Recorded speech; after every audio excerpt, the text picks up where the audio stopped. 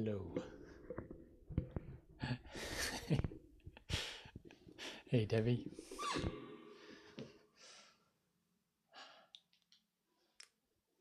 Hey, Mike. How are we doing today? Strawman.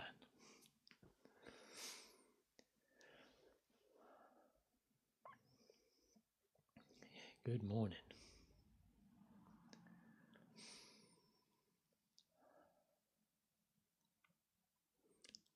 I'm curious to know if you've been overthinking at all recently. Do you often find yourself getting caught up in your thoughts? I know I have, very often.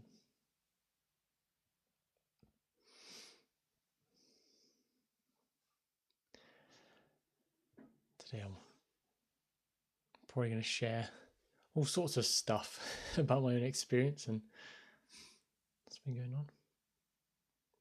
Hey, Llewellyn. That's unlike you to say you're lost. You're often asking if you can hug me. What's going on there?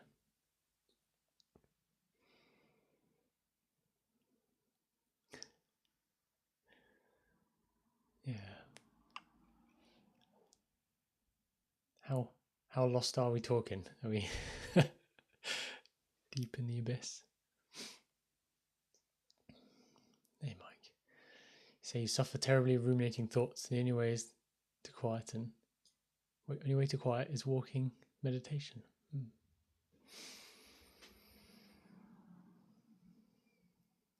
Yeah.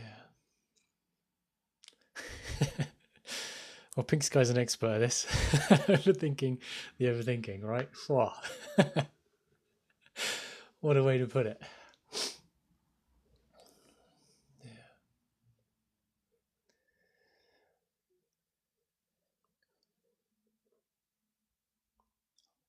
I'm relating to my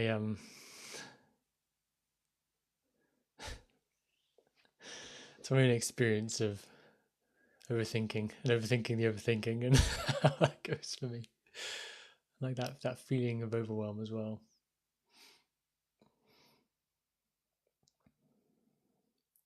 You ever heard the saying that the thinking that created the problem isn't the thinking that's going to create the solution? That if we then get in that mindset of like, I'm overthinking about stuff, and then we try and think our way out of it, like it just doesn't work. If anything, it makes it so much worse, doesn't it?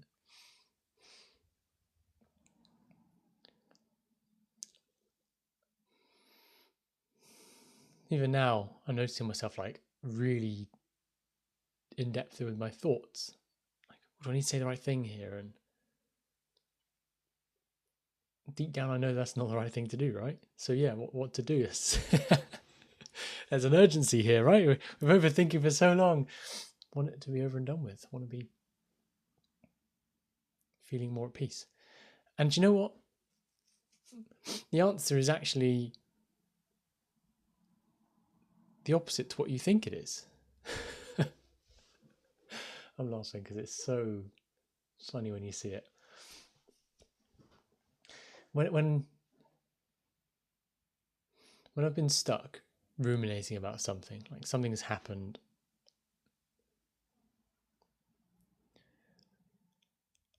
and it feels like I have to do something about it. Like I have to actually take action in some way. It all feels very forced. It all feels very stressful. It feels very heavy.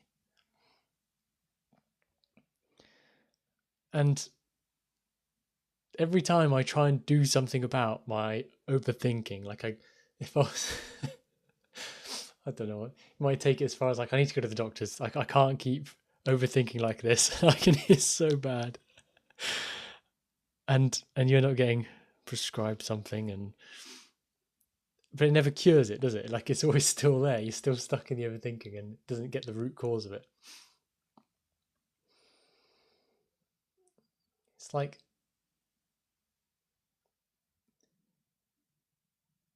we're thinking about something and then we label it as like overthinking. We're telling ourselves, I don't want to be thinking about this anymore. And then our mind is being told, yeah, this is important. Let's focus on this more. So let's keep thinking about this. Let's keep going in this direction. Let's keep giving this energy because this is important. And then the thoughts come up again and again and again and more often about the about the overthinking and all the thoughts, the things we're stressed about and worried about, and like builds and builds and builds until we're having panic attacks, and it's unbearable, right?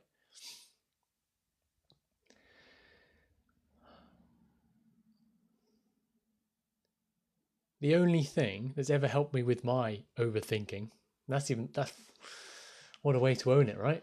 Claim it as my own.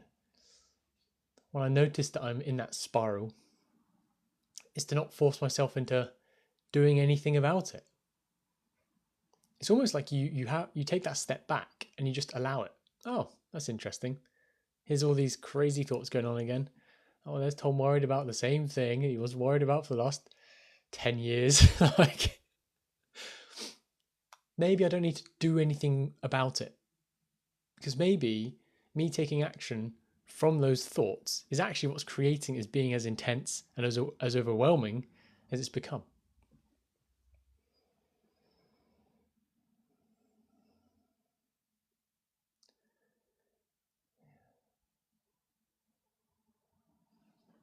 A big example I'll give is when I was watching,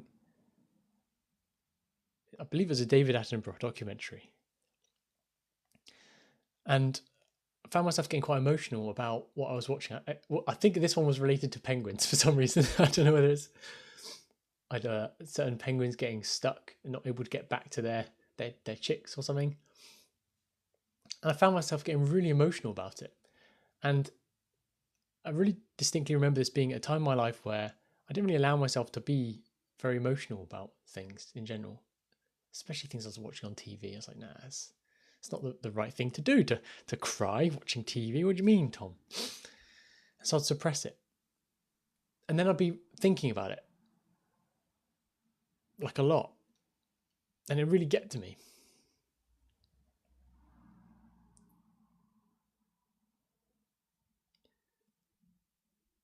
And the thinking about it is the thing that stopped me from feeling it, which is the thing that actually made things worse for me.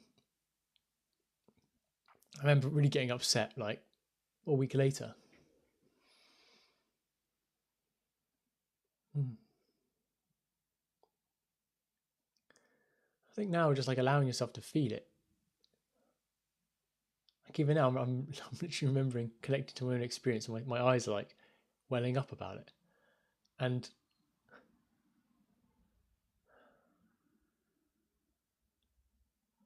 I feel like such a peace just allowing it to be there, you know?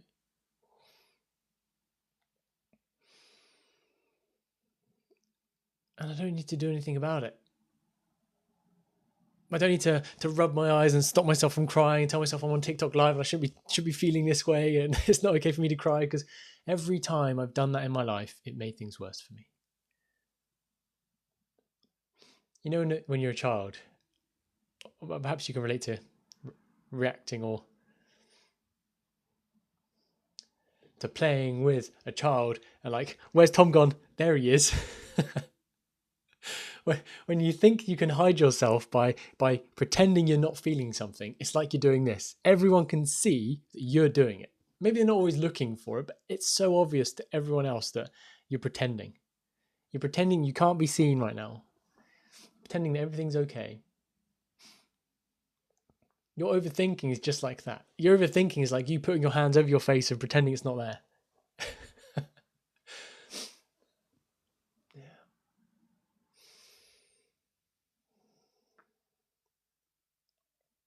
For me, my overthinking came from my own intelligence. Like I was hiding behind my own intelligence. If I came across as being really intelligent, then people wouldn't see who I really am. People wouldn't see the emotion and the anger and the frustration and all of the stuff that I'm not sharing with the world and keeping it hidden. My intelligence was my way of hiding. It's the way I hid myself from the world. But the whole world saw me. Saw what was really going on. You can't not see it. You can, when you're really looking for it, it's blatantly obvious. And there's a lot of people I see now that hide behind their intelligence. Not that there's anything wrong with that. I did it because growing up, I learned how to be in a relationship with others, friends, family. But what I wasn't really in touch with or learning about is how do I be in a relationship with myself? Allowing my own emotions. So I was doing things in the best interests of others and trying to make myself feel good in the process. And that being intelligent was a way that I did that. Oh, look at Tom. He's so smart. He doesn't even need to revise for his exams and he still gets great results. Huh. That made me feel good. I held on to that. I would tell people about how I didn't revise for this exam and then still get a good grade in it.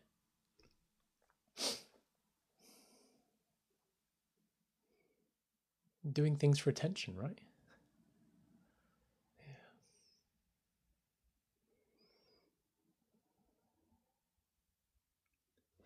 There's more to the overthinking, though, isn't there?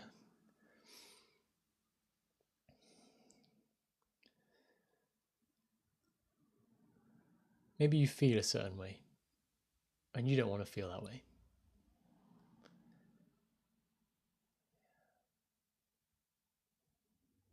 And so you try and hide yourself.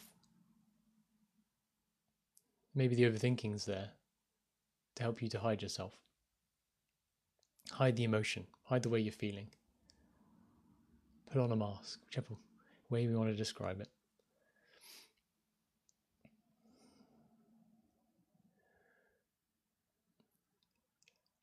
It's as if it's not okay for us to feel the way we feel.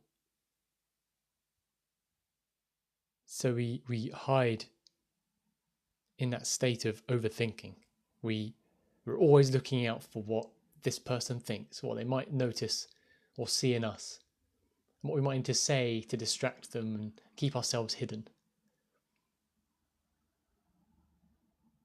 And then the result of that overthinking is exhaustion. Like you may be overthinking all day at work and you get home and you're like, I've got no time to do anything for myself. I am shattered. It's difficult being around other people because you're always having to hold your hands up, to hide behind them. You can't see me. You can't see the emotions I'm really feeling. It's exhausting hiding.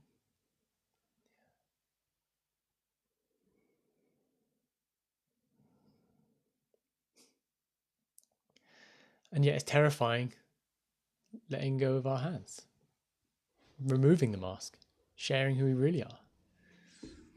You know this all too well. If you're autistic, you can relate so intensely, I know, because it's such a sustained effort putting up a front, and it doesn't feel safe to be who you really are. You feel like you're going to be so intensely judged by other people, and you don't want to be experiencing that. And so the motivation behind putting up the mask is one of self-preservation to avoid the judgments of others. And it's overwhelming. I can relate to myself as being a highly sensitive person. Maybe this is all just language to describe a human thing we all go through, where I'm trying to keep myself hidden from the world because I find it overwhelming being judged and being seen who I really am, and saying the things I want to say and doing the things I want to do because people think it's weird.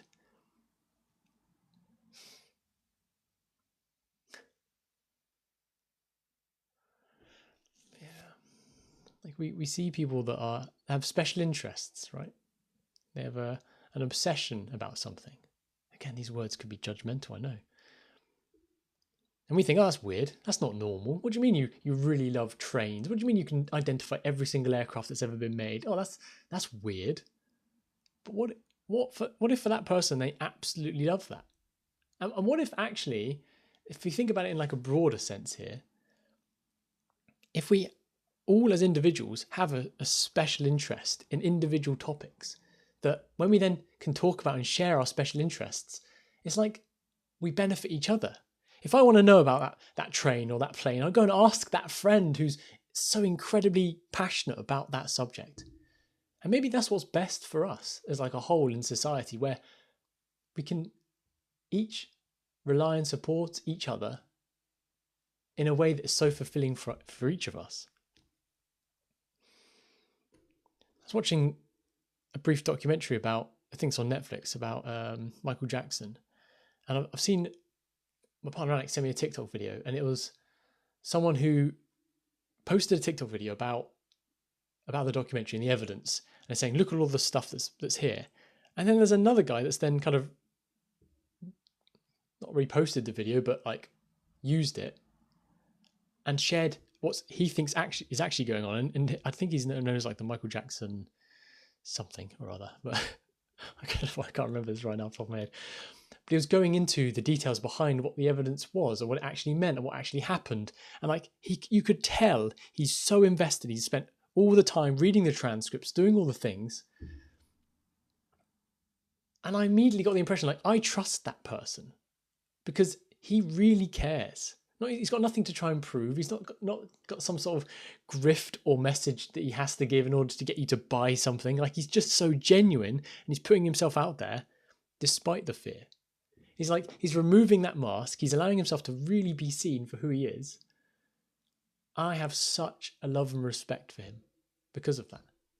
I don't really care what's right and what's wrong. It's not about that. It's about the willingness to be your authentic self. And what that means is to show up without the mask. When you're sad, you're sad. When you're happy, you're happy. When you love something, you love something, and be real about it. And not alter who you are and how you feel about things because of what other people think. But I get it. There's a balance as well, right? Because it's not about completely letting go of what everyone else thinks. There's a deep connection to how you feel about things and allowing that to be the case, but also having a consideration to the experience of others. I think that's maybe the whole point of the communication, of being in community, where we can share these things. Oh, I never considered that perspective before. Interesting. I can learn something new. I can be open-minded. I can relate. It's not like I get in my own head and believe that I'm right all the time. I mean, I've got countless examples of how people live that way, right? But back to the overthinking and the overwhelm. Perhaps it's overwhelming because you're trying to find a way where you can be yourself. You can let down the mask. You can live exactly as you were born to live. But it seems like the world doesn't accept you for that. Everyone else seems so judgmental because guess what? They're so terrified of living as they want to live. So it's easier to hide behind the mask and judge others for even remotely pointing towards our own mask and how we're hiding behind our own.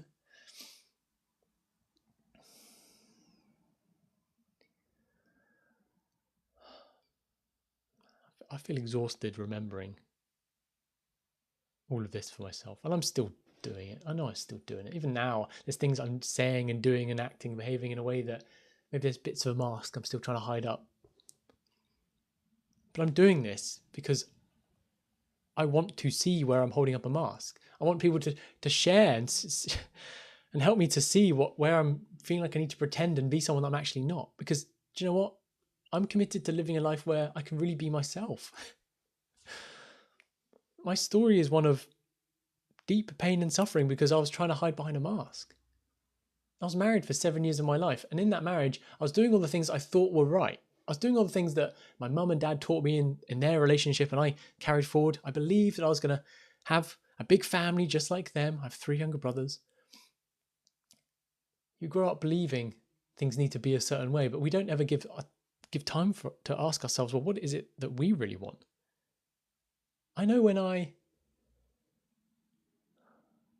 really sat down and thought about it, I've been overwhelmed looking after one dog. Now I've got 2, and then to consider having like a human child.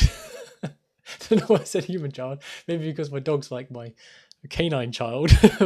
But the overwhelm that came with that, like the fear, the responsibility.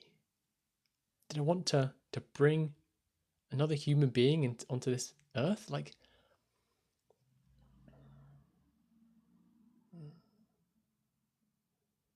it's quite upsetting for me to really think about. I was going to expect myself to just have kids when I got to a certain age and live my life a certain way just because I thought that was the right thing to be doing. But when I really listened to what I want to do, it was completely different. No wonder I was overwhelmed. No wonder I was overthinking everything, because I wasn't even listening to myself. It's like living in your own head. If you're an incredibly intelligent person, as much as I love you for that, I would love to see you free, to actually be yourself and not have to hide behind the intelligence in any way. Use it for good.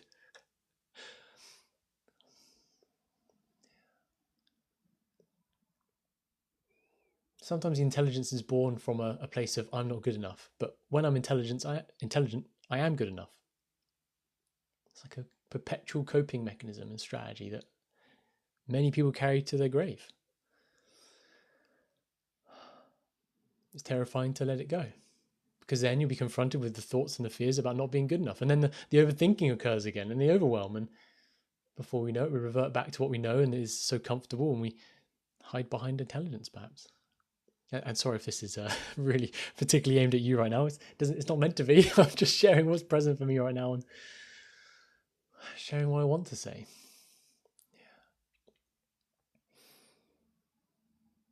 I think it's very freeing when we allow ourselves to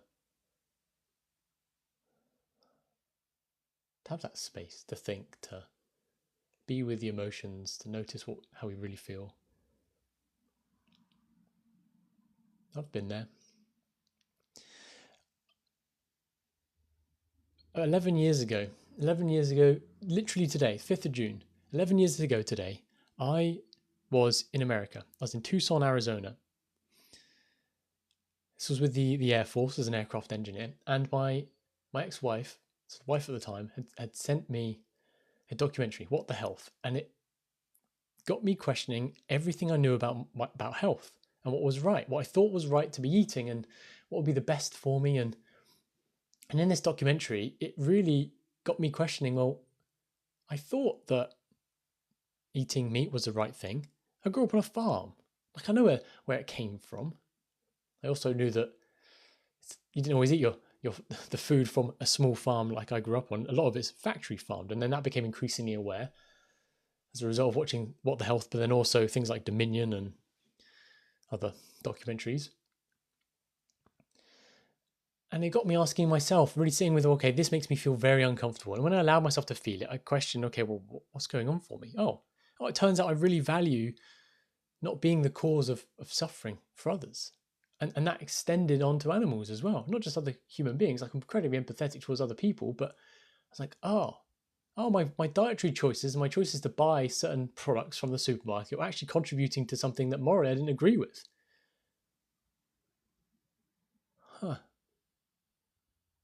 And the liberation in that moment of that realization was incredible. I felt free. But at the same time, I felt utterly terrified. What are my friends going to think? What are my family going to think? And at the time, the most important part was, what's my roommate going to think with me? The guy I'm sharing this room with, but also my whole squadron, all the guys I work with and girls. Like, how are they going to judge me? Oh, look, Tom, the weak, feeble vegan, or whatever else that may have been a fear of mine back then. And it's those fears that we talk about that stop us from living the life that we want to be living. And I didn't do it. I didn't allow that fear to stop me. I said to myself, right, I'm going to go plant-based. I said, tell other people to be plant-based, deep down knowing that I'm vegan. Fuck yeah, I'm not. I care more about the animals than my own fears in that regard. And so I did it overnight. I literally just changed my diet completely. And for 11 years, I've done nothing ever since. Like, it's always been that way for me. And don't get me wrong, it wasn't easy having the conversations with people asking me every mealtime, oh, what are you eating now? What are you having now? Why have you done this? And my friends asking me all the questions about it. But it was freeing. I was putting down the mask for once in my life. I can see now that line of questioning, that is this the right thing for me to be doing with my life, extended then into my work. Oh, why am I in the Air Force? Why am I contributing to something I don't morally believe is even right?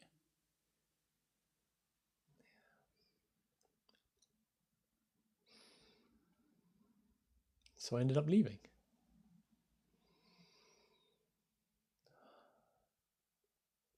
But I knew for the last 3 or 4 years in the Air Force, I had a lot of overthinking. I was concerned about, again, what my grandpa might think of me. I joined the Air Force because of his stories when I was younger. And yet here I was in a position where this isn't morally right for me. I was basically telling Grandpa, you're wrong. I don't believe this is the best thing for me. And that felt very confronting. No wonder I was overthinking all the time. How do I stay in the Air Force but feel like it's okay for me? It's like you're just trapped in your own mental prison, like mental gymnastics involved. And actually in that moment, I saw how my own intelligence was keeping me stuck suffering. I wanted to be doing something different, yet I wasn't allowing myself to because I was terrified. I couldn't question other people, tell them that they're wrong because of how I made me feel.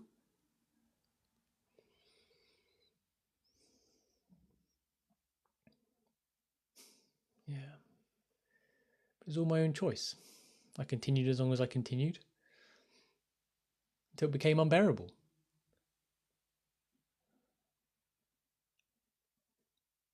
I think that's part of the human condition, right? We ask why is there so much suffering on this earth? Why do I suffer in my journey, my experience often? Because I think we have to have things get so bad before we're willing to change something. It's like, how bad does this have to get before I'm willing to make a difference or do something differently? Like, how bad did it need to get in my marriage? How many conversations did we need to have for my partner to feel the way that she did and thought enough's enough, I need a divorce? And that's what happened. She came to me and said, I want a divorce. After I came back from being away with work, she said, Tom, I can't do this anymore.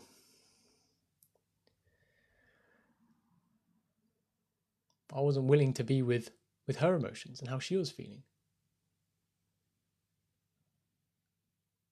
It's not that I wasn't committed.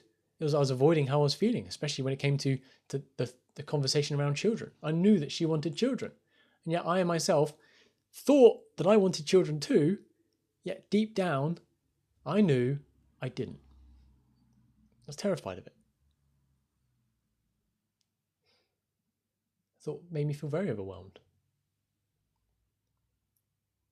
There's fears around, well, what if we have a disabled child? Am I earning enough money to support someone like that in the best way I can possible? Like, I was, all sorts of mental gymnastics were going on in my head, and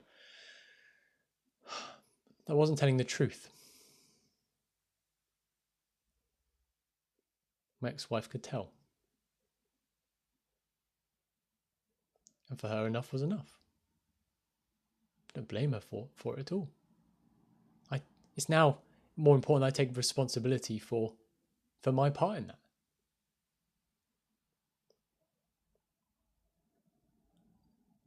And I think that's the thing that's going to give you so much freedom. Hey, Cadence. Hey, Cat.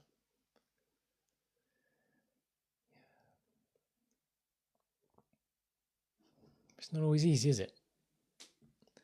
Sometimes these things look like the biggest crossroads we ever come to in our life, because the amount of terror and fear that could be there is, yeah. Multiple times I've gone through it.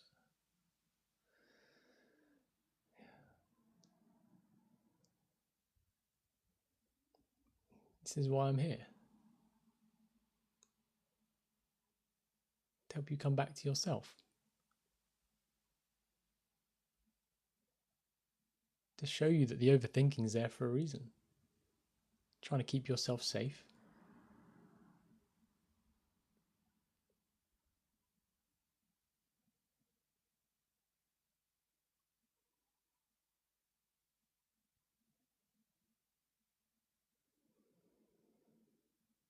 We do what we do for a reason.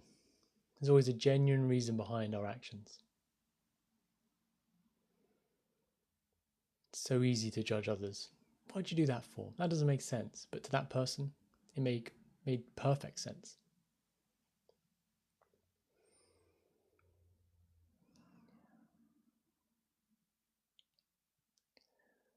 There is nothing wrong with you.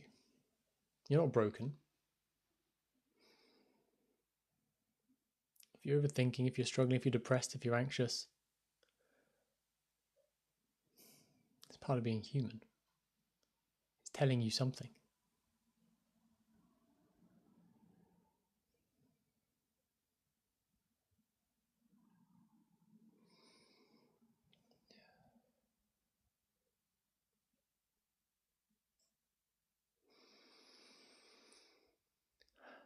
There's such a peace, such a freedom on the other side. Yeah, Gaia. Am I meditating? No. But yes. Sometimes we think meditation looks like a certain way, right? We have to sit down and do something specifically in order to meditate. And to begin with, that's the practice we cultivate. Really giving ourselves the time to listen to what's going on inside ourselves and how we feel physically in our body, and noticing the thoughts whilst not being them, noticing the emotions without being them as well, and just allowing things to be there. But in that practice of meditation, you realize that this isn't just a thing I sit down and do occasionally for 10 minutes. Oh, it's a way of being. It's a way of being in the world where I can allow my thoughts and emotions to be present there with me and not have to do anything with them. Allow myself to feel it.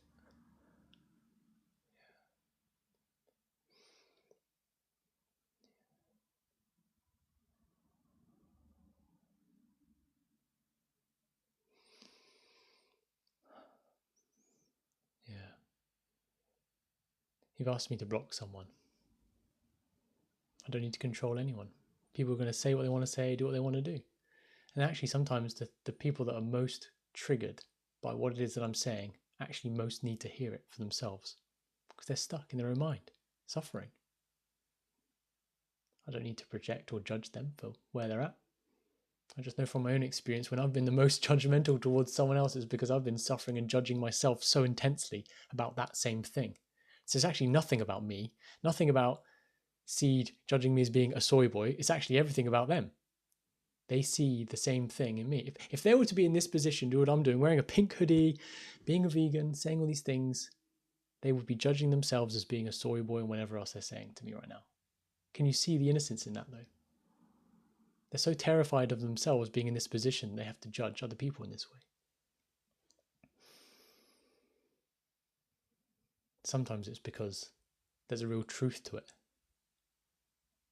A genuine truth that creates that discomfort in the first place. You can't bear that truth still there. And it's easier to project the discomfort outward than it is to actually be with it and question why. Why does this hit me? Why is this making me feel this way? What's going on there? Oh no, I don't want to feel it. No. Stupid soy boy Tom, stop saying this stuff. So much easier, isn't it? And that's what everyone does. When you see that for what it is, you see the innocence in it, and it's like, I don't need to block you. I still love you. You'll work it out. It'll get so uncomfortable for you at a point you'll be like, okay, now I need to deal with this because I'm in a mental breakdown. But that's why I'm here, to help you out.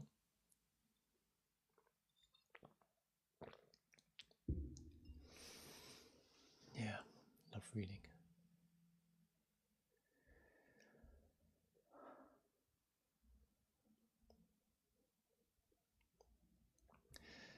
I think someone asked, do I play games? Up until about 3 years ago, I was addicted to playing video games. I don't really like that word, addicted, but on reflection, it's pretty damn accurate. Every time I started to feel like I'm not good enough, whatever words you want to use for that feeling, you know, that like that pit in your stomach of like that emptiness there, I'd turn to video games. It was a form of escapism, really, for me. I'd play online with other people just to escape my own life because I couldn't bear being with the emotions, with the feelings.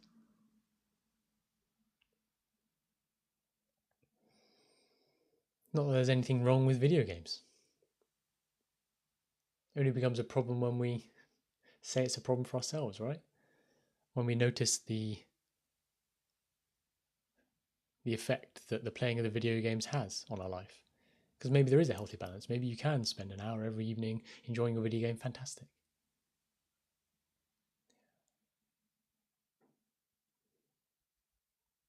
For me, it wasn't.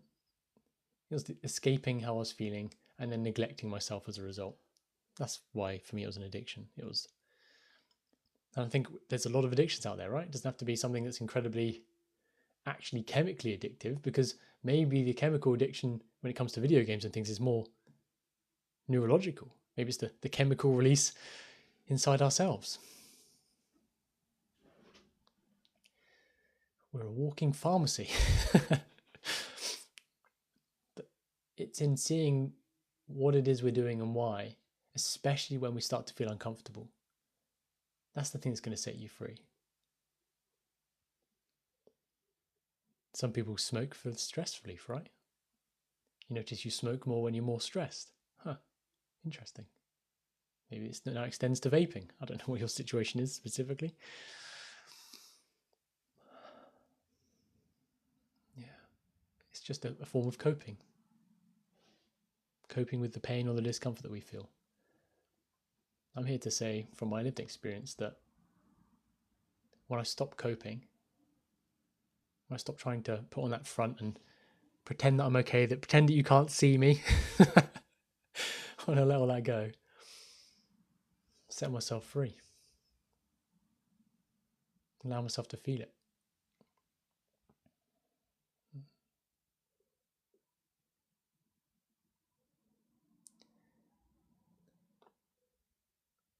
Seagull. I try my best not to cope. I'm certain there's still things that I do now, even now, to cope.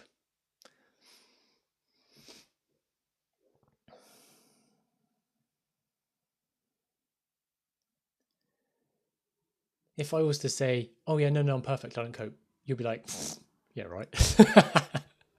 You'll see straight through it, because every time I begin to cope, maybe it's even when I slow down, I like close my eyes and I take a breath. Like that, you could argue is a form of me coping, right? You could be asking, Tom, why are you doing that? Well, maybe it's overwhelming. Maybe I am trying to regulate. But my point is that the honesty is the most important part. I'm not sure if any of you... it's interesting. But you don't drown in your emotions. I don't know if it's the drowning in my emotions, because like I can feel them really intensely, but I don't do anything about them, if that makes sense. Like if I'm feeling really sad, I don't say to myself, right, I have to go to my sad corner and feel it all out and take all my tissues and cry for the next 6 days straight.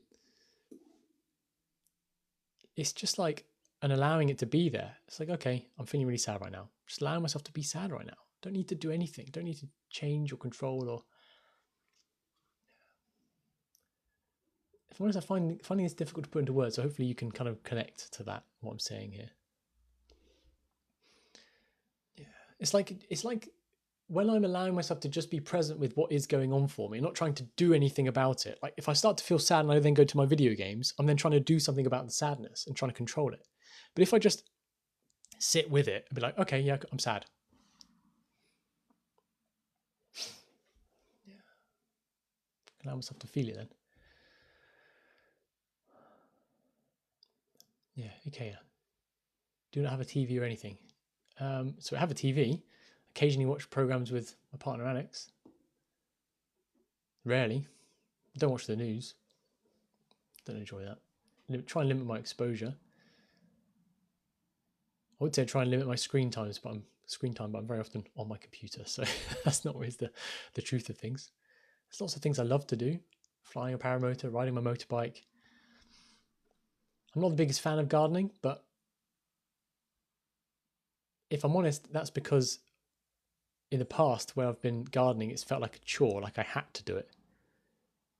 But now actually as an adult, there's been more times where I've enjoyed doing it. Like just slowing down, being present. It's actually quite a nice experience, so...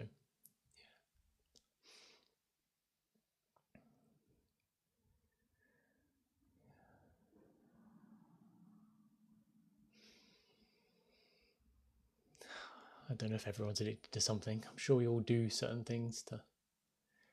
How far do you take it? Yeah, we're addicted to breathing. Like, yeah, we kind of have to do some certain things, don't we, to survive. To me, an addiction is like a trying to control an unwanted feeling in some way. Perhaps you've gone through something that's been really, really painful. Maybe you've lost a loved one, and you've now taken up something as an addiction as a result. And it could be all manner of things. Perhaps you hoard. Perhaps you collect things now. Perhaps there's so many different ways we as humans do things to deal with our emotions. And it's not about the label of addiction. It's about understanding what is it we're maybe avoiding in the doing of it.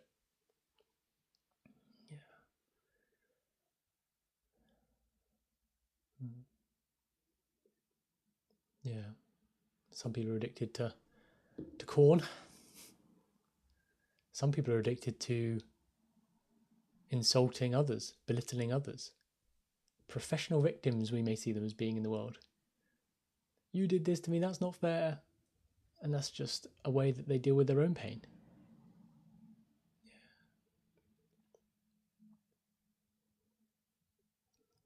Yeah, music is beautiful. Music is incredible because it allows you to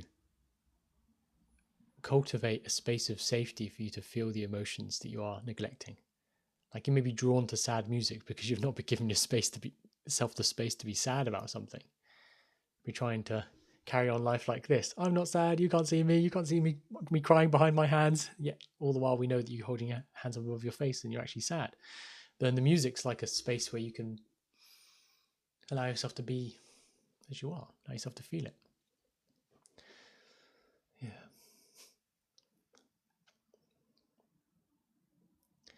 Hey, kitters. Yeah, grief looks different on each person. It does. I see that there's like a grief process, right? Don't know how much I buy into that personally. For me, grief is all about allowing myself to feel how I'm feeling and allowing the emotions to be there, whichever stage or whatever they come up in. It's going to be different for everyone, isn't it? Let's be real. There'll be different reasons why you stop yourself feeling a certain emotion versus another one. And yeah, I think this is all very simple, if I'm honest. The people that try and make things complicated typically have like a reason for doing that. And I see that the truth is always the most simplest it could be, so that the more we can get it clearer and easier and simpler, the more free we are, really. So yeah. Hey Moon, I would ask, what has been the motivation for creating such a surreal dream for yourself? Is there such an intense pain or fear about something or part of yourself that you're trying to escape or avoid, that living in a dream actually allows you to do that, to avoid it? We don't do these things for no reason. And again, there's nothing wrong with you.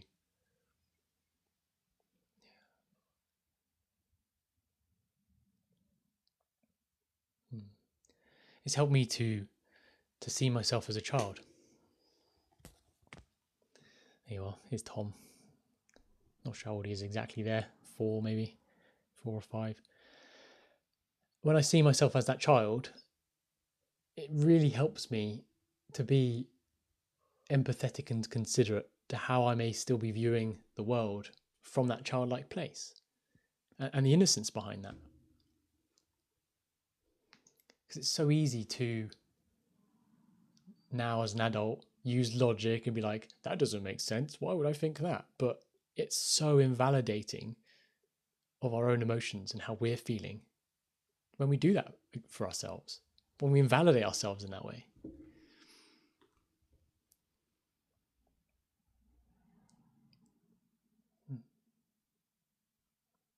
Giving myself that space to consider how I'm viewing things right now as a child, like what's going on? Hey Tom, what's going on, buddy? How you feeling?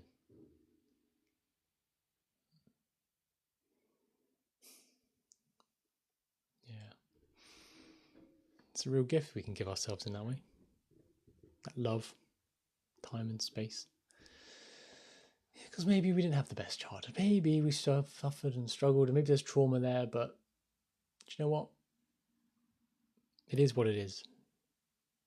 It was what it was.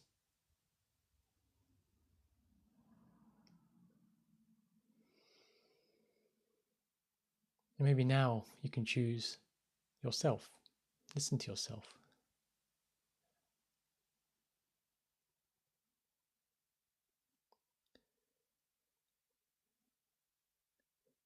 Hey, Nagla Youssef, thank you for the gifts. I appreciate everything everyone ever gives me. Yeah, it's very kind of you. Julia.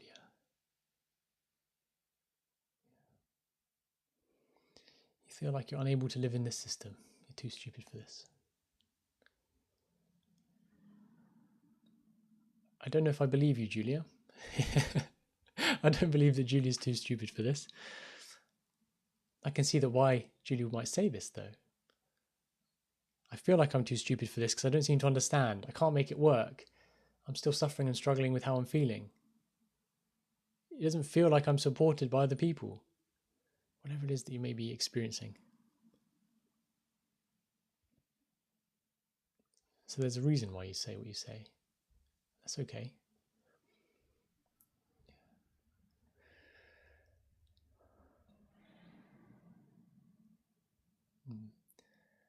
Hey, Maggie. Yeah. I live in Weston-super-Mare. Grew up on a farm in North Devon and then went and joined the Air Force. So I've been all over the world with lots of different people with all different accents, and so I'm sure I've picked up on many different things. Yeah.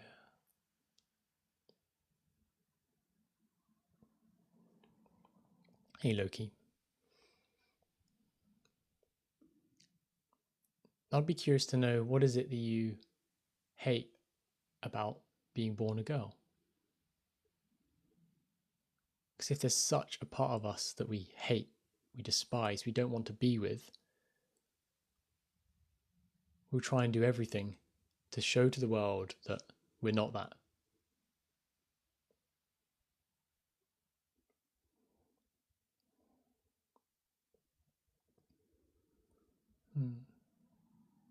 Sometimes there's an awful parent we're exposed to when we grow up, right? Where we're treated badly, we're upset, we don't feel safe around them. And then perhaps we internalize that, especially if it's related to our own. If I was to, let's be personal with it. If I was to say that because my dad treated me the way that he did, and it's not okay for me to be a man because men hurt people, I'd do everything I can to try and change that about myself, because that fear and that pain that I'm experiencing in myself. Yeah, I'm not trying to make you wrong for how you think and what you're feeling. If anything, I'm trying to do the opposite. To help you to see that there's a very fucking valid reason why you're doing what you're doing. Yeah. But it starts in acknowledging the pain that we're trying to avoid. It's the only thing that's going to change anything for you and help you to feel better.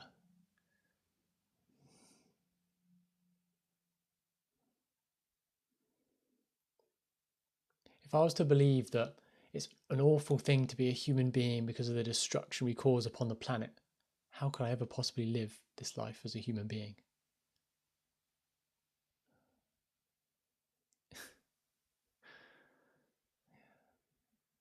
I think it's that simple.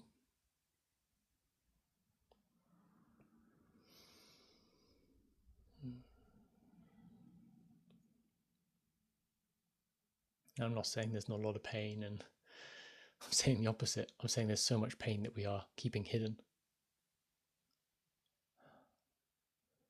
It's no wonder it's such a relief when we can talk to someone or be in a group of people that get it. It's like finally we can be seen for the first time. We can be allowed to feel what we've been feeling all by ourselves for the first time now in a group with others. It's like we're allowing ourselves to feel it.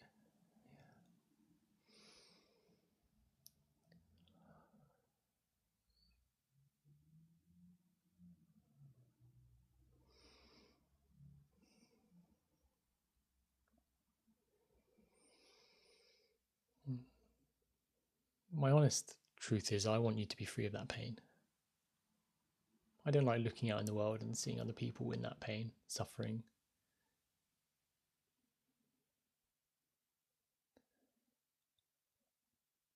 But I do know that it's always a choice, and I can't ever take that choice away from anyone.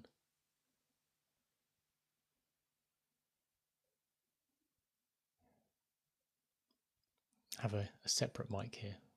I'm using an iMac for my camera, a TikTok studio, and then I have I don't even know if it's got a brand on it. It's a Samson, not Samsung, Samson. I don't know if that's an off-brand or what, but it's a really lovely microphone. Yeah, Stacey, very welcome for being here and enjoying that experience of being calm and relaxed. It's a space that I will be creating for you. I cannot promise it, but my intention, my goal, my commitment is to being here every weekday, Monday to Friday, 9 till 10. Sometimes longer. That's UK time. Yeah. Any tips on being a HSP? I think a lot of what I've been talking about here on this live is very applicable to everyone. Thank you, Ben.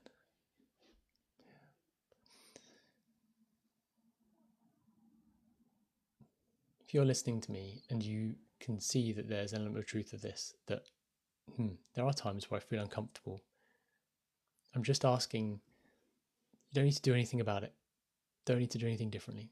Just give yourself that time and space to notice what it is that you're doing. To turn that reaction when someone says something to a response by giving yourself that little bit of time to consider what's been said, how that's made you feel, and then what your choice is as a result. Yeah, Ben, maybe I'll have more conversations with more people in person. I think I'd really love to do that, actually. I was thinking about setting up like a couple of chairs and a table, just putting it out, maybe on the seafront, and just talking with people. Yeah. Star, you asked, am I a therapist? No. I don't have an institution or a way of being trained to be here. This is all lived experience for me. I'm not going to go and report you to the authorities because of what you've told me. That just creates more fear, doesn't it? That stopped me from seeking a therapist specifically in the past. So creating this space where you feel free, safe to be yourself.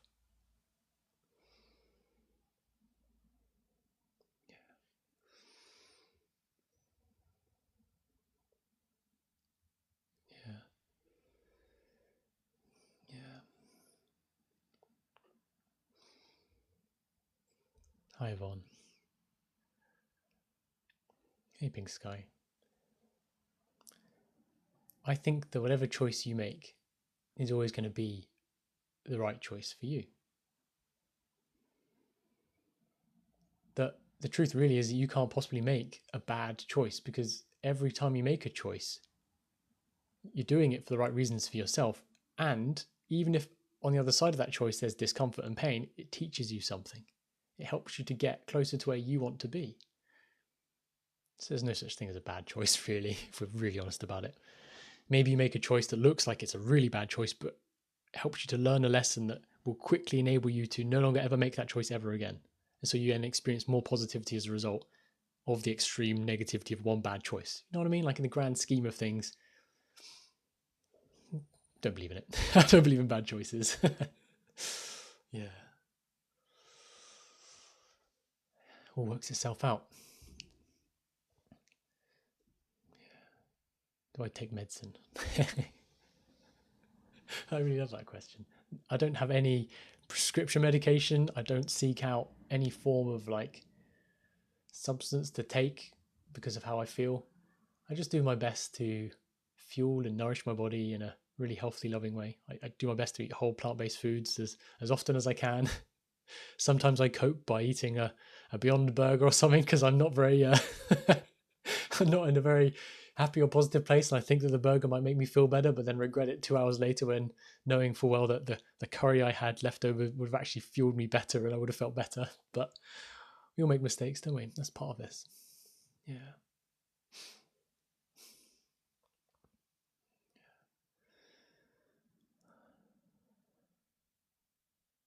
Yeah, Ben. Richmond vegetarian sausages are pretty damn good. Have quite a few of those in the freezer. Often use them for easy, like, I suppose, protein. Yeah, in meals. Hey, user. Trying to learn how to feel my feelings instead of trying to think my way through everything. Yeah.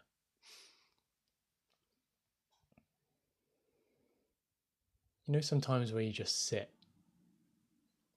especially with someone else, and there's silence, and it gets quite uncomfortable. And you're like, oh, I don't know what to say. I need to think about what to say now because this is uncomfortable for me.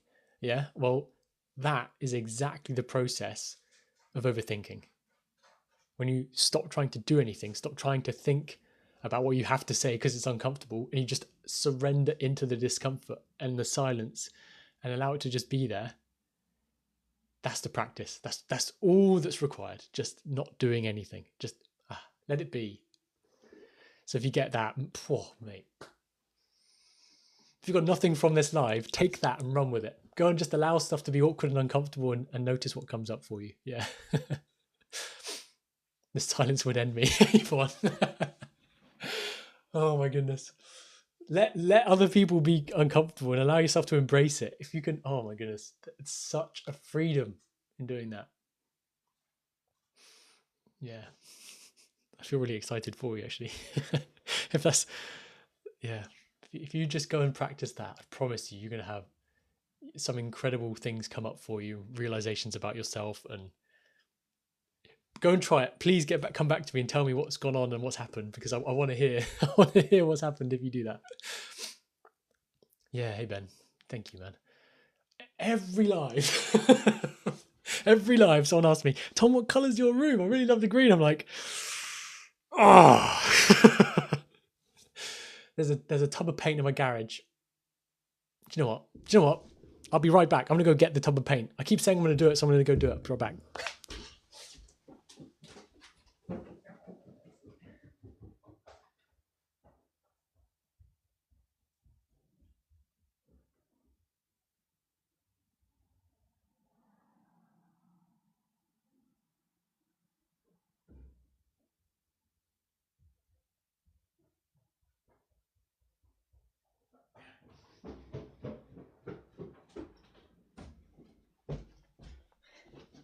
There you are.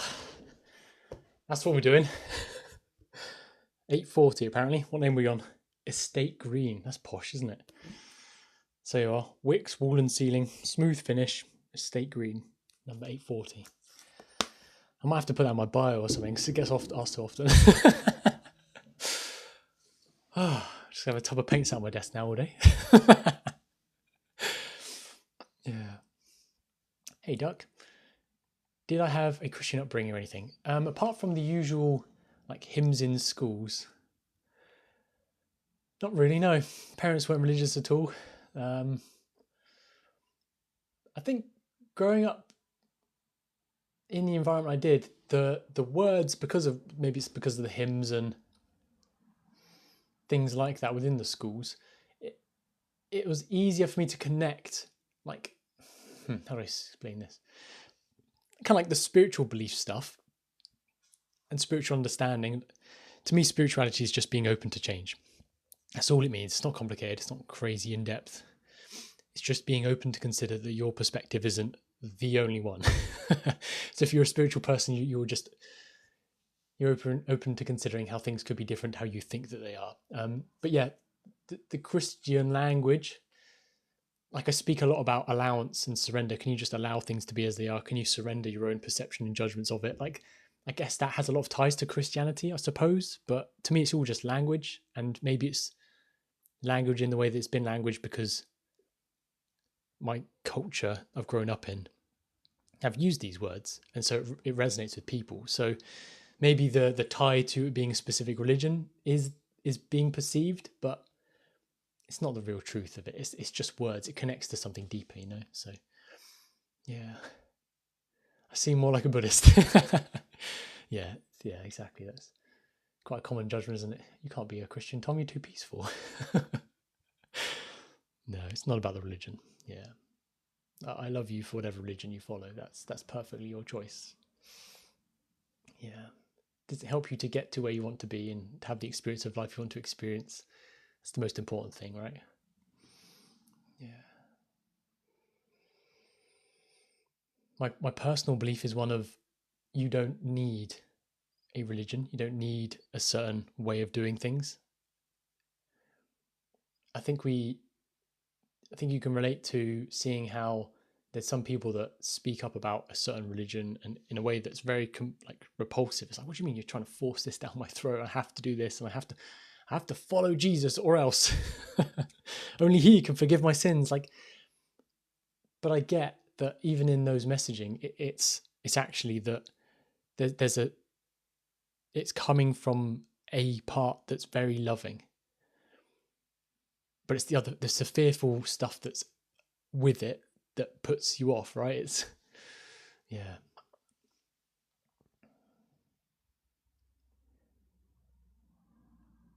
Yeah, you can believe what you want to believe. I think it's important to allow yourself to believe what you want.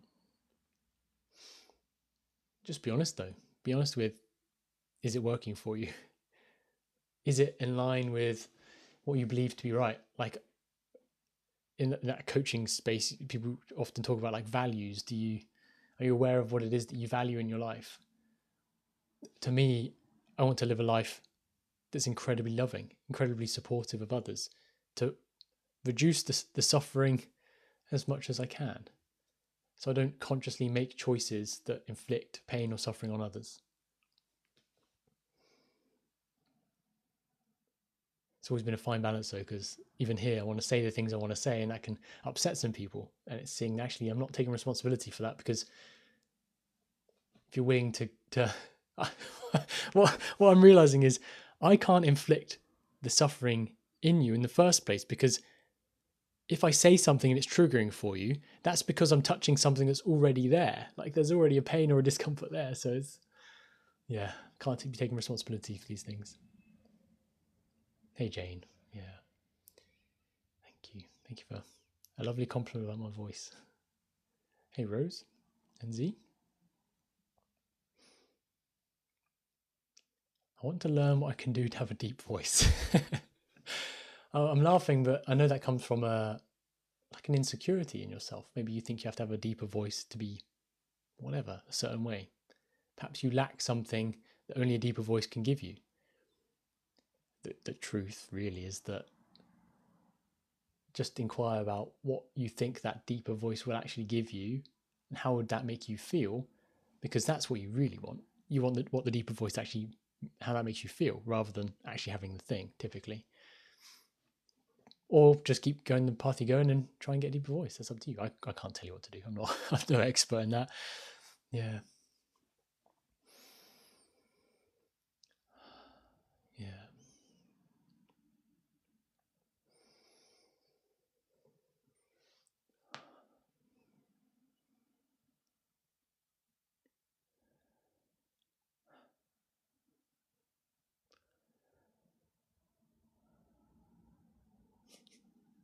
Yeah. See, even now, I'm doing that thing. Someone's watching me right now, Tom. We need to be saying something. This could get awkward. I'm like, I'm doing the thing I was talking about earlier.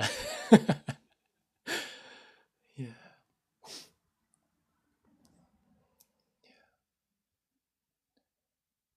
Hey, Law. Or was it Laura? Lauren? Who knows? Totally overwhelmed at the moment, and I'm stuck.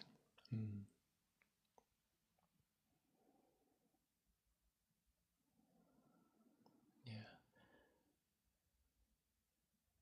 Sharing the situation you're in is often a good thing, you know?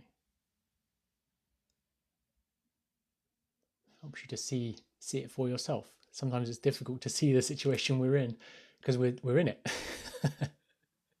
If we're in a maze and you can't see past over the hedges or anything, it's like, oh, I'm stuck. I'm stuck in the maze. I can't escape, right? But when you share your situation, it's like you then, what's the analogy I'm going to give you? It's like you can speak with a friend who's looking from a watchtower or something over the maze and can gently direct you. Except in this analogy, you are the friend that can direct yourself. That's the truth there, which is exciting. Yeah.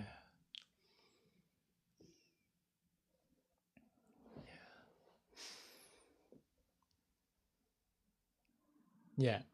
But great correction. Both there as well. Yeah, because you can speak with other people and they can give you their perspective, which is that exact overlook. I just want to be empowering because sometimes you may be in an isolated place and there's things you can do to help yourself. You can write about, okay, well, what is my situation right now? Like maybe you're feeling overwhelmed because you want to be healthier, but you don't know what you can do because you're struggling with things. Well, writing out about, well, here's what's going on for me. Here's what I'm eating. Here's what my exercise looks like. Maybe I could try this. And it just helps you to lay all the cards out on that table and see it. Yeah.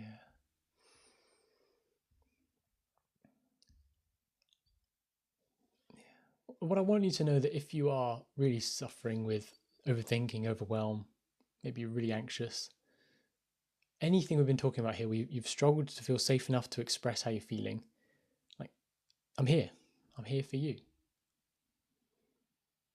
I'm living a bit of a surrender experiment myself. And I think for too long I've been trying to do things a certain way, like trying to get clients as a coach and stuff. And I don't want to do that anymore. It feels so forced. I just want to have conversations. I want to listen. I want to help. So yeah, if you feel like you can trust me, yeah, there's 30 minutes of my time just waiting for you. So yeah, go check out my site. There's a way you can arrange that. We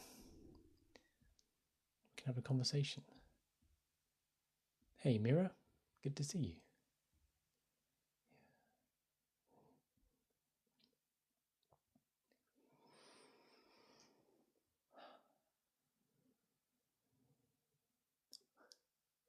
Am I socially isolated or do I meet friends always?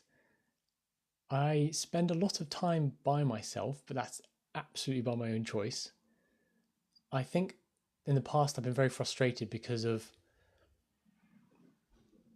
when I'd be in conversation with friends and things, I wouldn't like how that made me feel.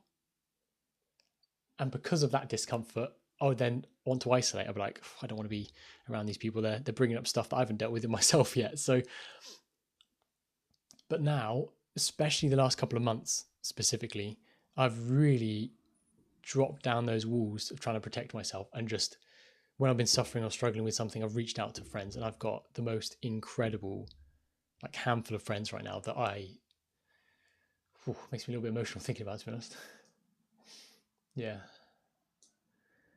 Like I am so loved and supported because I allow myself to be. And that's, yeah. It's really, yeah, I'm sure you can see the emotion here.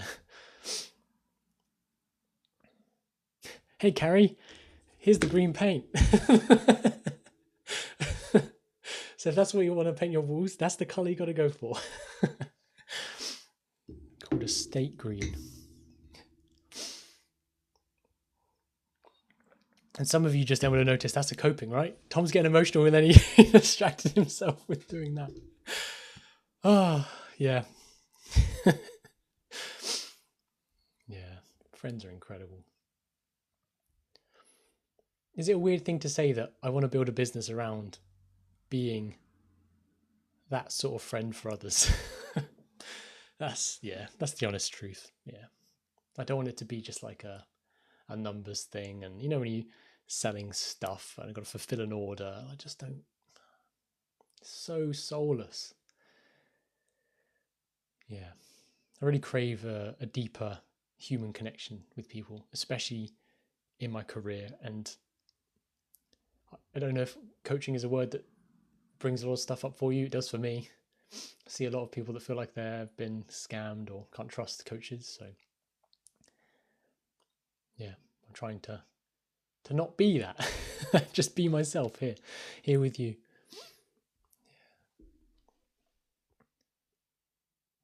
Samira, how can one keep oneself from thinking when you go to sleep? I always struggle with that. Samira, I deeply relate to that, and it's something that even recently I've been experiencing very intensely.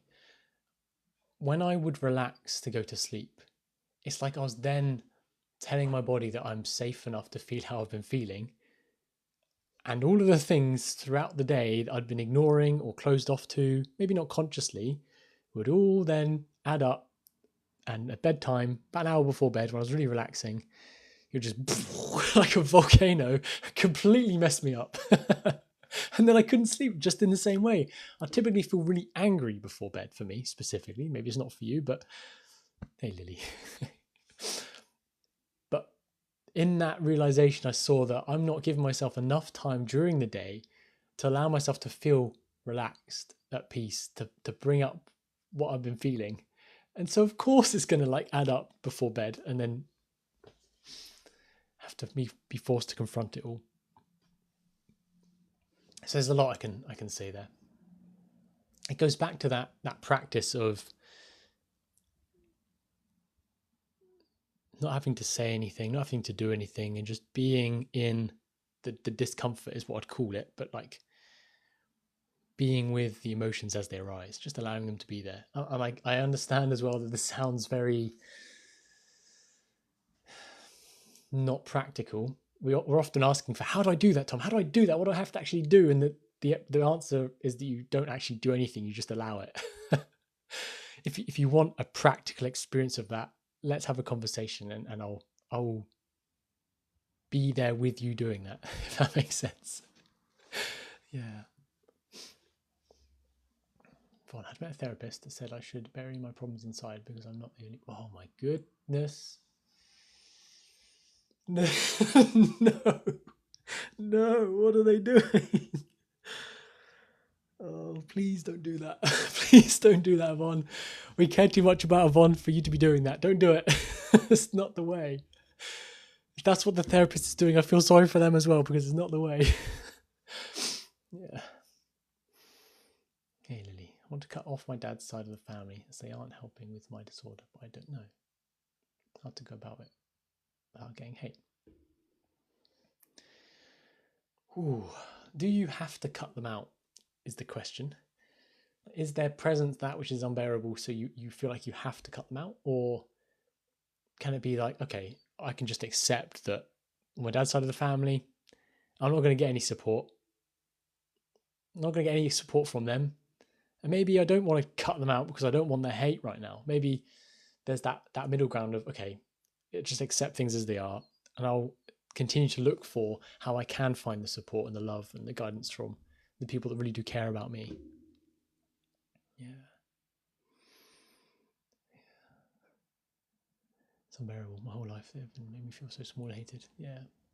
It's very easy to, again, be so focused and thinking about like there's something you have to do.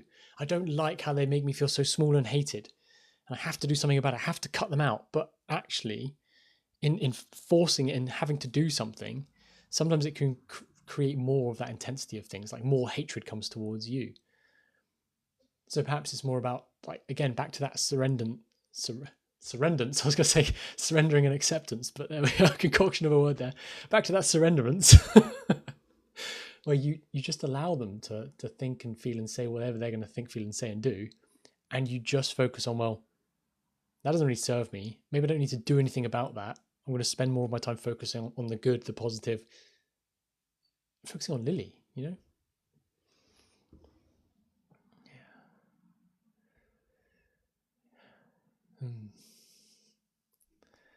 You know, when you have sometimes these thoughts, and we judge them as being intrusive. They're like, that's not a thought.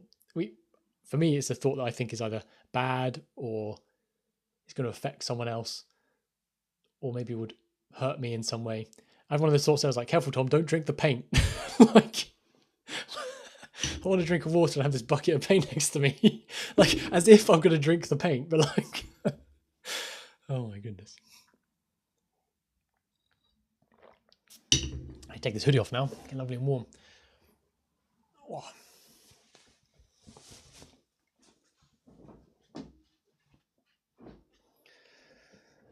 Oh. I care too much. I'm so sensitive. I never let it slide. Yeah, Lily, it's exactly that, isn't it? See that you have the power in this because of your choice to care as much as you do. If you can detach from that amount of caring, you don't have to not care about them entirely. I'm not saying like go black or white with this, but think of it like a dial. Can you just turn it down a notch? How does that help Lily? Does Lily feel a bit better when she's caring a little bit less about them? How about a little bit less? Because you can then always turn it back up again. Maybe I need to care a little bit more now, because a little bit less was too much, and I feel scared now. Okay, it's fine. But you have the dial, and you have the control over it. Just went no contact with my friend's ex-boyfriend, and I don't know how to feel. Maybe it's not about knowing how you feel and just allowing yourself to feel how you feel. Yeah, you can avoid. Perfectly, yeah. Avoid sounds a lot better than cutting them out and, you know. Maybe it's a case of like, okay, mentally I'm kind of cutting them out a bit. Yeah.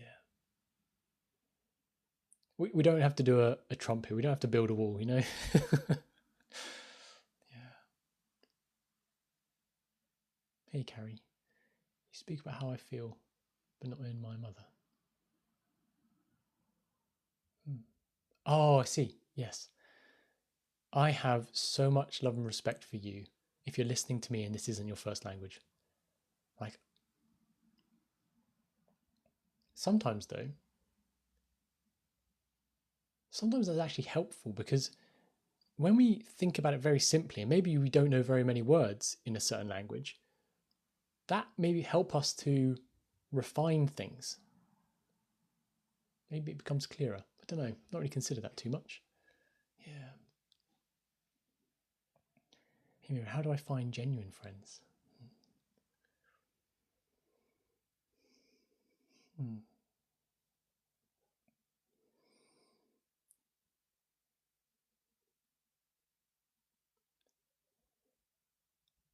I have some questions that come up for me when you ask that.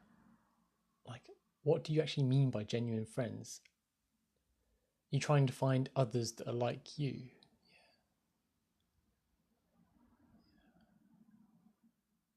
Yeah. Oh, Samira. Where does the feeling of wanting to be chosen come from? And how can we give that to ourselves? Oh, it's such a good question, because, like, which way do we go with this? Because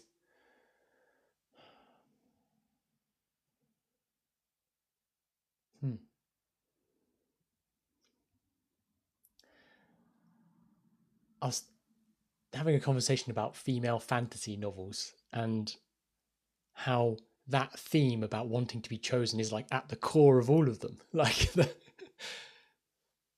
the I don't know which or the current books actually. I haven't read any of this, but I'm sure there's like probably one about like a dragon and the dragon chooses me, and that's why you want to read it. And the knight chooses me and does all these things for me, and it makes you feel really good, doesn't it? So it's not about like invalidating that feeling. But again, I'm going back to your question of like, how do we give that to ourselves? I think in reading books like that, you're giving yourself that experience of being chosen. Are you doing things for yourself that you would want someone else to do for you? Because I suppose you could bypass it that way, if that makes sense. Or perhaps what you really want is someone to choose you. And then it's maybe more about, well, what can I do to create that experience of being chosen? Who would I have to be in order to be chosen? I don't know if that's the right way of asking that. Not that there's a wrong way. It's all just play at the end of the day, isn't it? Yeah. Mira, you want someone to ask you about you and not others. Yeah.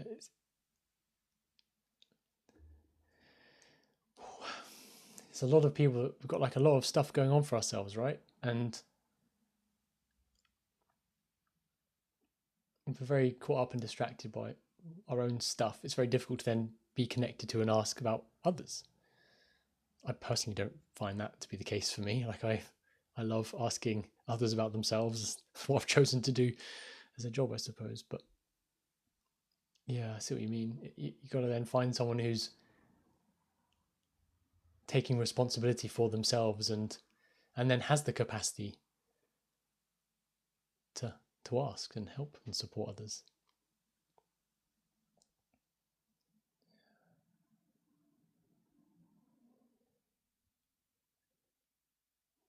Hey, talk crazy. Yeah, I use an iMac camera. I have no idea what the specific details of it are. It's just built into the iMac. It's not supported by warranty anymore, so it's not the oldest of iMacs.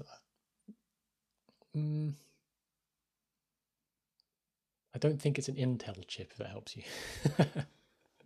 And if you're asking about the color paint on the walls, then it's this color. This might have to be like a feature now, I think, just holding up a tub of paint. Oh, how many other lives do crazy rough stuff like this, right?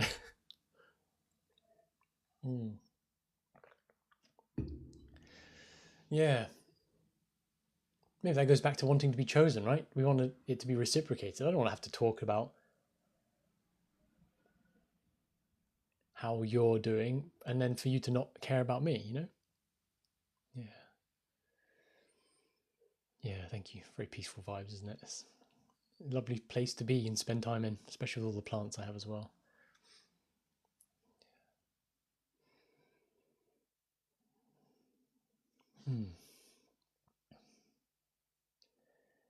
So, yes, overthinking. If you've been listening to me for a while, my hope is that you see something different about overthinking now. Maybe why it's there, how it's actually really trying to help you.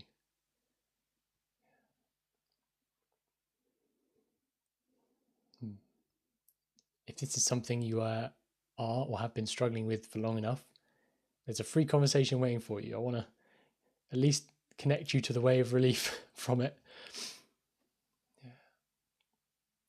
Maybe, just maybe, you might actually want to have a consistent meeting with me and we can make that happen. Should we have a conversation about that as well? That's up to you.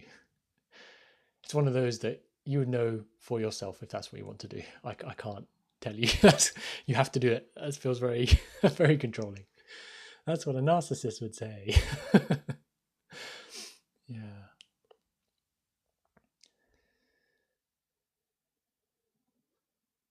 Yeah, you've ever thought about overthinking? Yeah. Oh my goodness. Yeah. You can think about loads of times in my life where I've been overthinking about my overthinking and ooh.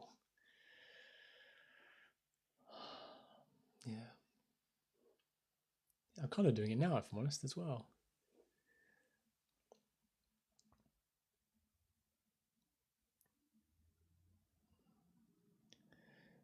To simplify it, it's like the way out from overthinking is to like let go of needing to do anything about it. Hi, Lucy. Good to have you here. I would say that I'm a highly sensitive person too. Yeah, very much so. Yeah, Mira. Yeah, of course. So when you're in these different situations, it doesn't feel like you belong. So no matter what you do is ever going to be good enough because, like you say, you're too young, too annoying, too quiet, too talkative. So Mira, it's not about trying to be someone that you're not. It's seeing that you don't need to try to be accepted by anyone else because you can accept yourself. And until you accept yourself as you are and love you for who you really are, like, I don't know that's all words, but you will see it for yourself, if not now, one day. That until you do that, you won't ever be accepted because it's like you continue to show up in a way whereby you can't be accepted because you don't even accept yourself. I don't mean that mean. I mean like in the most loving way. Like if I don't value my time, people are going to take advantage of me. And so if I don't love and accept myself in that way, others will take advantage of that. And then I'll be complaining about, oh, it's all their fault. I keep getting taken advantage of, but actually it's all about me. you know. Just joined to say you love my accent. Fantastic, thank you.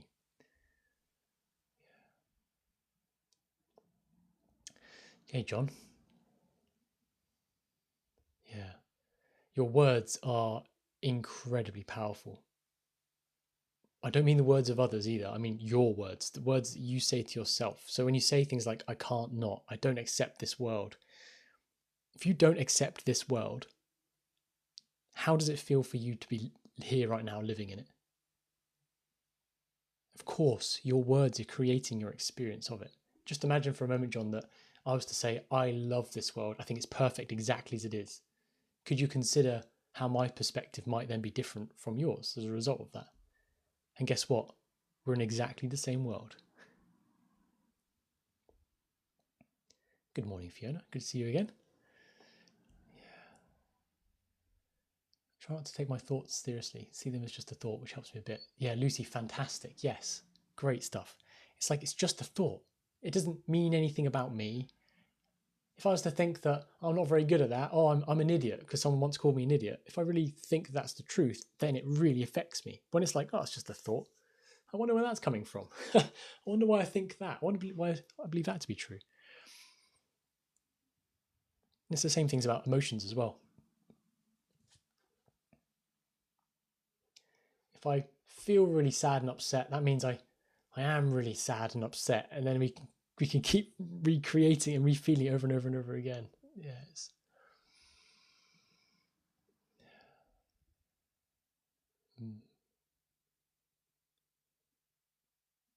Oh, Mira, I have no one to value my time for me. So you're expecting other people to value your time before you. Can Mira value her time first? Yeah, talk crazy, exactly. Words of decorations are massive initiators of outcomes that could be good or bad. Yeah, you can create what it is that you want to experience in your future.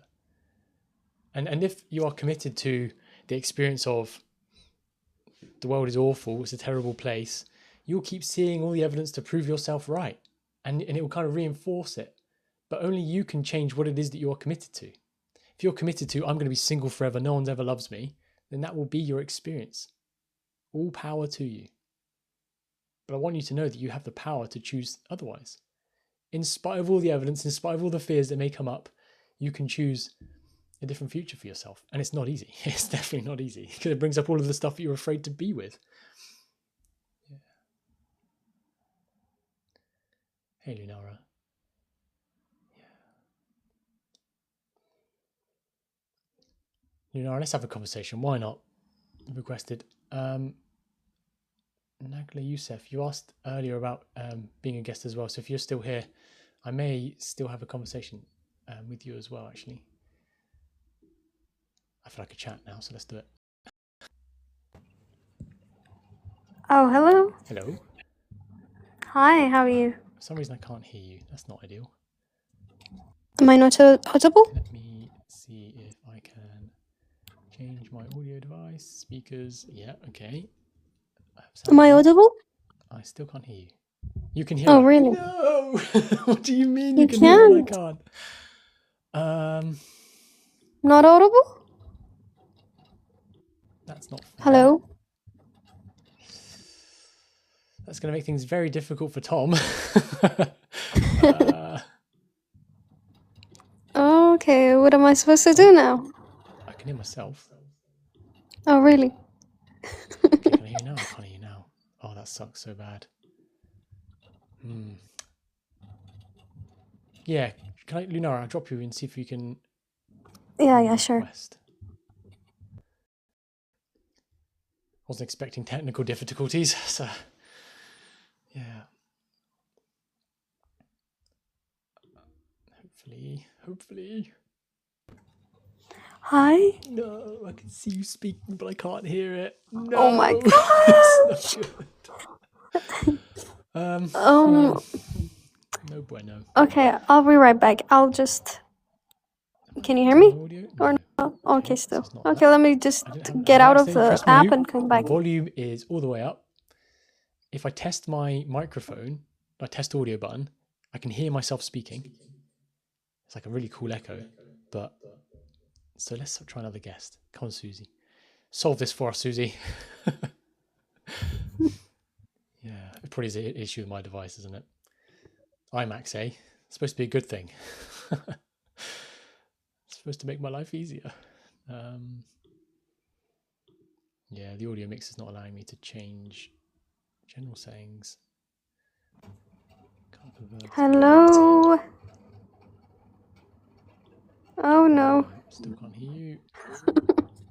What am I supposed to do right now? Monitoring off. No.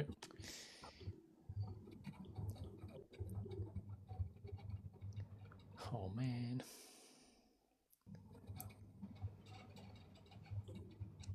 Yeah. I could log in with my phone too. Wait a minute. Wait a minute. Is that going to help me? Am I going to have to listen to you through my phone? Oh. The things we do to listen. I still can't hear anything. Hi. That's interesting. So I'm live, but can I now log in on my phone to join my own live?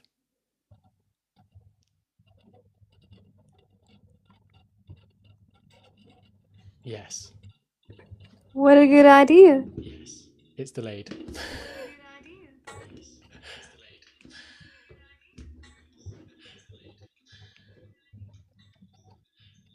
Okay. This is going to be weird, isn't it? It is very weird.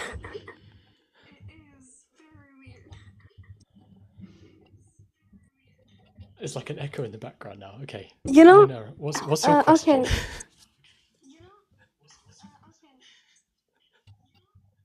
Wait, is it gonna be better if you mute here and listen to that there?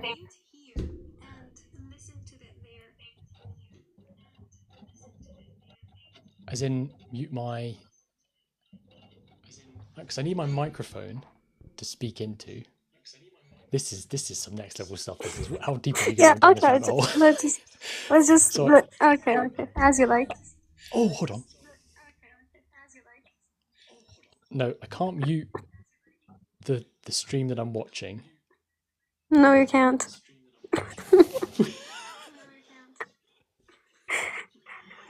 Okay, I'll just ask my question. Because I need Yeah, the ask audio my out of my question phone. and then Yeah, I'll ask a listen. question, yeah. Okay. I'll try my best to explain it in a good way.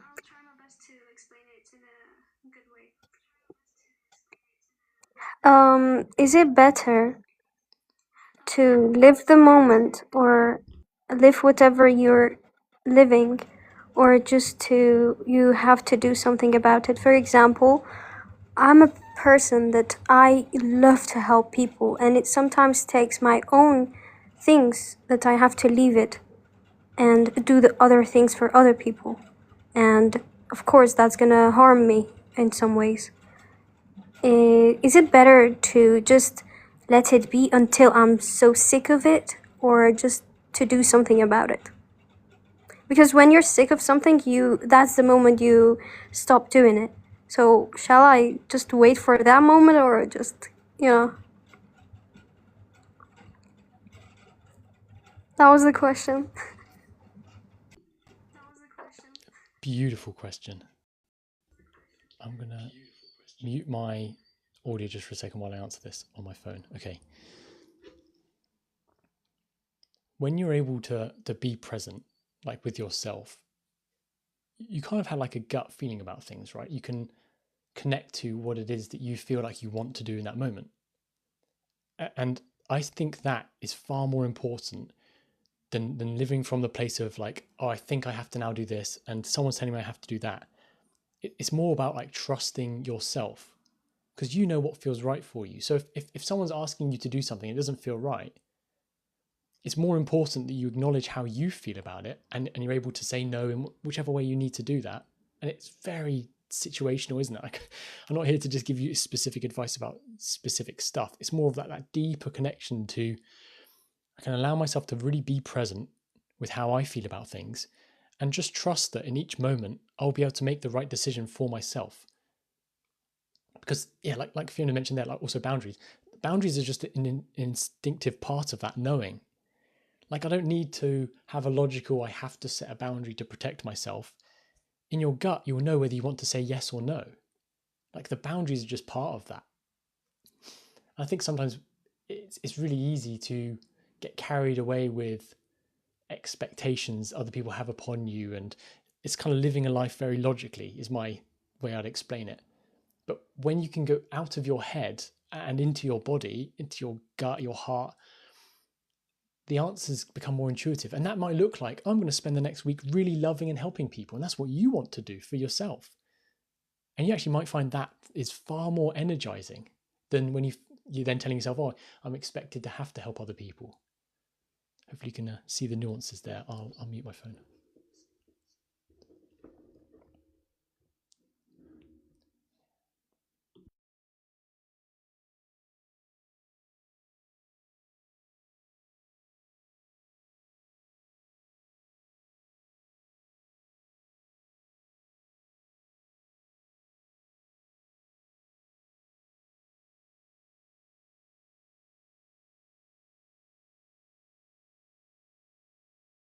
Okay, I've just unmuted myself. Okay. She's muted on here. I've unmuted you, have I? No.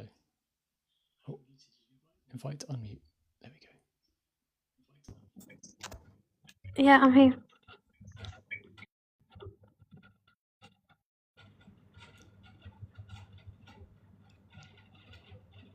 Well, I think I got That makes sense. what I'm supposed to do. Of course, yeah. Of course, it does make a lot of sense. Okay.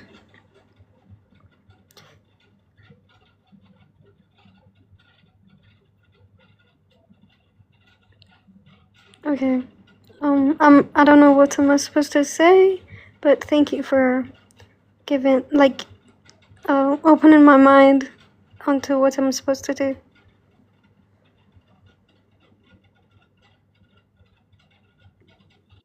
You're very welcome. I just say, just really trust yourself more than anything here. Thank you. I truly believe that you'll always know what's right for you, what's in your best interest. And I'll double down and say that what's right for you is actually what's right for all of us. When we're all listening to our own gut, like, that's the thing that's going to help us the most. Yeah, you're right. Thank you so much. Appreciate it. Anyways, I'll let the other, maybe you've got any other things to say. Sorry to interrupt you. I guess you were saying some words that are very helpful for us and the viewers. So I'll be in the comments, and thank you so much. Thank you. Thank you for asking. Really appreciate your question.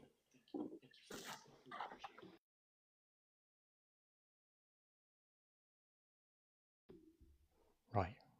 Hopefully next time technology will be on our side, so I don't have to do this back and forth with my phone, because it really does disconnect from like the having a proper communication, doesn't it, with each other? I think my phone's still on as well. Right, cool.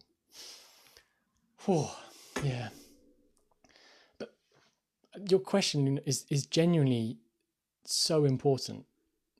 And I'm not saying that lightly, because I think every single human being we're all trying to understand this for ourselves. Like, how do I live a life where I'm enjoying my life, like I'm loving my life, it's positive, I might be able to help people but also help myself, and there's like a balance there. And I think that your question is exactly the answer that we're all trying to then live from, so we can spend more time with ourselves, connecting to that deeper, like people call it intuition, that deeper guidance, that gut feeling. Sometimes we know, we connect to it because it's like a big decision, and then we're really listening for it, and it's like really obvious. It's like, oh, yep, I have to do this. There's deep knowing, right? But I think a lot of the time we're so disconnected from it. We're caught up in the emotions and the thoughts. We're in our own head. I know it's cliche to say, copying the words of someone else, but Tony Robbins said it, and it really hit me when he said this. Like, in your head, you're dead. Are you really living your life if you're just living from your own mind? Maybe it's all about the deeper being. And maybe there's a combination of both, but I think you can't just have one. And my experience has been that every time I'd been living in my head, I would be disconnected from my emotions. And the disconnection from the emotions is the thing that created so much overwhelm for me. And so much overthinking, because I was trying to make it work in my head. Why don't I know the right decision? Why can't I make this work? Why am I seemingly always making the wrong decisions for myself and I keep suffering with it? But I was ignoring my own deeper knowing. And that's such an empowering thing to be reconnected to, because it's not like Tom's going to ever tell you what's right for you. There's no one else out there, Tony Robbins or whoever else in the world, that we think that's got the answers. It's you. It's always been you. You've always had the answers. It will never be anyone else, because it's always been you, and no one will ever take that away from you. But sometimes we get in this place where we're so disconnected from ourselves.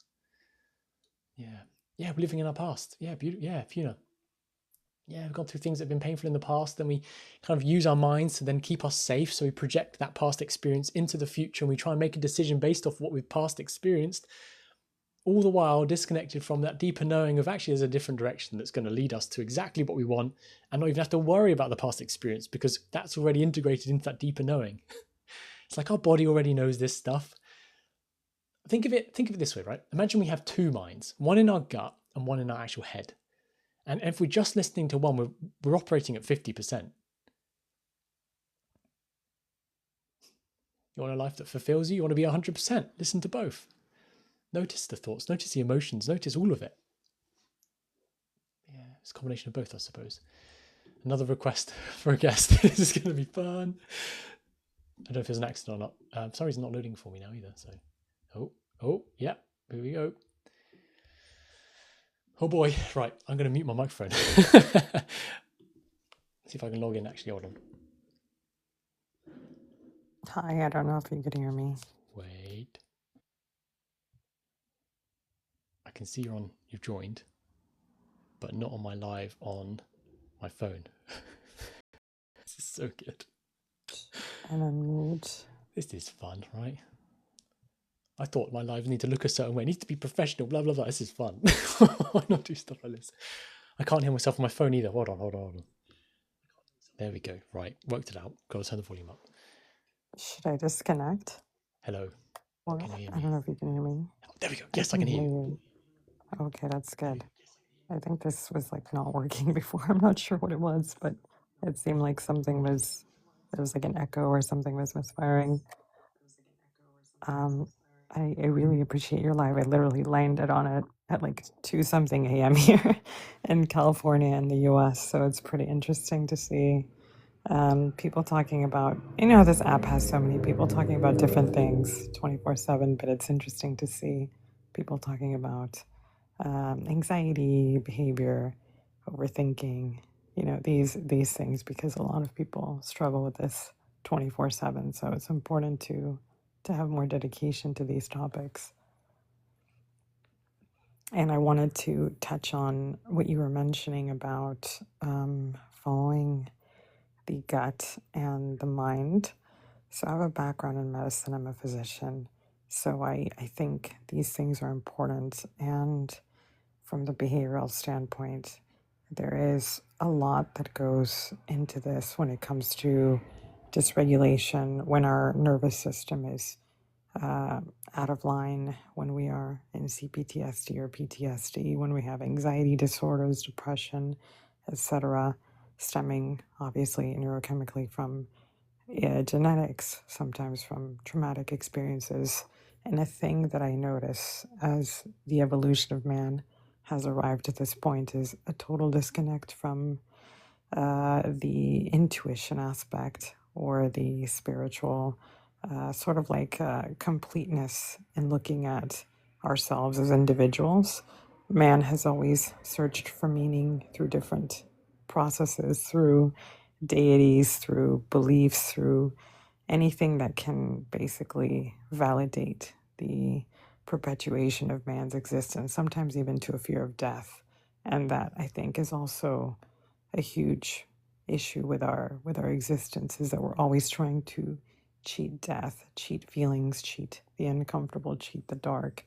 And that has led us to the avoidance of dealing with our own difficulties, right? Because we have people that sometimes have too many feelings, so they say, okay, I need to take something to, suppress this anxiety, to suppress this and that. So it turns into a phobia of the fear itself. And as anxiety complicates and becomes more difficult to treat or more resistant, we find ourselves in these loops of thinking and trying to resolve this fear without actually confronting it firsthand. And for women, I can speak for myself, and I observe this culturally throughout many patients, many people, is that a lot of the problems, depending on our cultural background, sometimes is the upbringing that our parents had, their evasion of fear, the evasion of confronting reality, the difficult aspects of life that have led to certain traumas, sometimes the absolutism and reliance in religion or systems to validate a certain, belief that sometimes becomes sequestering of your own intuition and rationality. So, as women, we're taught to suppress, sometimes to be providers, to be caregivers, to be nurturers, but then we lack the nurture in ourselves. So, it's important to see ourselves not only just as a gender, as a matriarch, or as a female, but to see ourselves as spirits, as physical bodies, as minds that absorb so many things throughout the day, and to learn to process our emotions a lot more healthily, what we consume, what we discuss, and to make these daily experiences more fruitful and to avoid the suppression of the feelings that we have, because I think this is where a lot of problems stem from, to the point where they become physiological expressions of disease, because we don't speak about the things that are uncomfortable, or because we don't face certain fears. And it's not to say, we have to go and do the scariest thing that comes to mind, right? But at the same time, we have to test the limits of our knowledge and boundaries on a psycho-spiritual level, so that we integrate the mental, the physical, the spiritual, and that our gut and our decisions and our thoughts become a lot more balanced and a lot more rational. Because when we're in dysregulation, we might be thinking, oh, I'm going to follow my gut. My gut is telling me I'm going to be in danger, or I'm going to suffer, or this is going to happen to me. But when the gut is like, as they say, when your microbiome is out of balance, it becomes susceptible to so many things. But when you regulate the gut, then your body starts to harmonize and your immune system strengthens. So because there is this mind and gut connection that, we still don't understand it fully, I think it's so important that we face, the difficult things, feel each feeling, but not to the point of letting it overconsume us with fear, and listen to our bodies a lot more, and then realize that each thought and each emotion is a visitor, not letting it fully control the next step of the journey. Because if we overwhelm ourselves with fear, we might never leave the home. So there's that complication that can arise when fear overpowers everything. And as someone who's dealt with anxiety for over 16 years, I think I've learned to understand this beast a lot more each day, and also the way that it can limit us from experience. Because once we become so limited in experience, everything becomes doom and gloom, because we're not leading the lives that we are internally wishing that we can live because of some limitations. So I think it's important that we just, metabolize things, not forcefully, but as we can, because nothing is a race. And I think we can genuinely contribute to our own healing just by being patient with ourselves. So I appreciate you for doing this live and sharing your words of wisdom with people, and just listening to people, because I think that's important. It's therapeutic for you, it's therapeutic for others, and it's definitely very healing. So kudos to you, and hello from California in the US.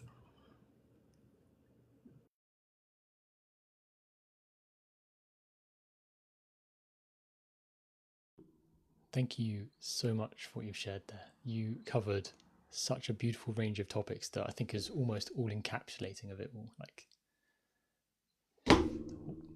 just need to turn my phone down. Confusing me now. There's several things that came up for me.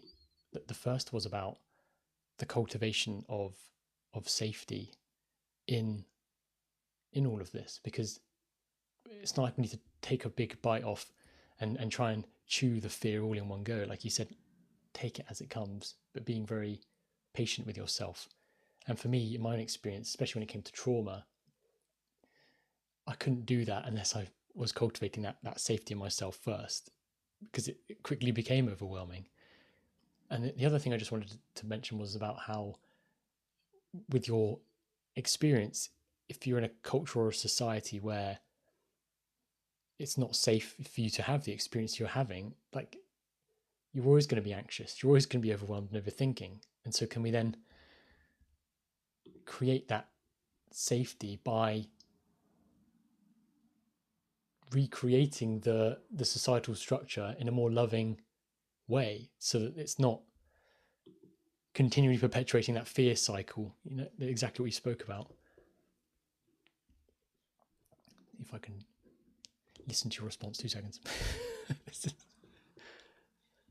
I think I can hear you now.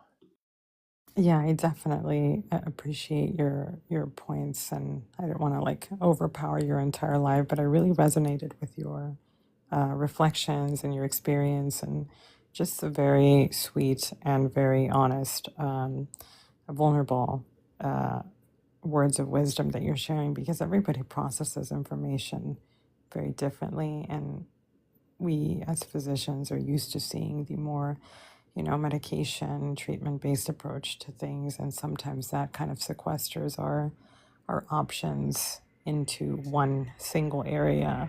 But when we deal with these things firsthand, and when we are a little more open-minded in our approach, we can understand that human suffering is, as we know, is a collective experience. But what broke one person and never left them, be in one point, might be fortifying for another person. Like for me, all the trauma that I've gone through has, led me to, for example, like I can work in an emergency room. I am energized, or I am not afraid in a chaotic situation, but another person might be paralyzed in fear.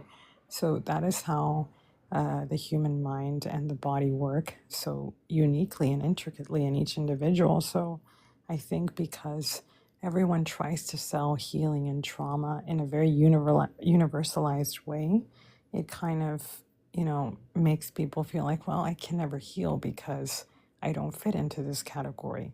This medication didn't work for me. This therapy didn't work for me. So where does that leave me? So I think this is where spaces like this, and people being more forgiving with themselves and patient with themselves, and honoring that their journey is very different and very individual than anyone else's, helps them approach healing in a totally different way.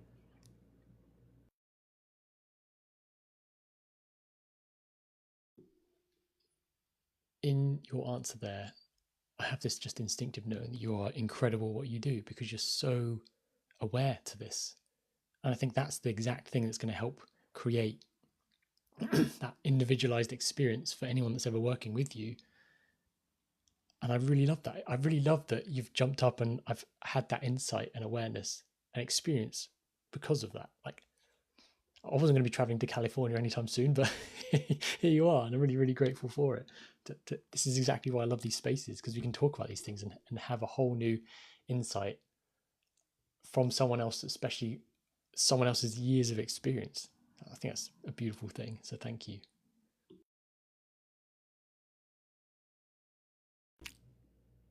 No, thank you. Thank you very much for having me, and for sharing your space with your experiences for people, because, sometimes people try to sell a course, a program, a rigid structure, a system, but ultimately, that might not help. It might help 10, 20 people, 1,000 people, but there might be a handful of people that have landed in different programs or different treatments and different forms of therapy and just feel stuck.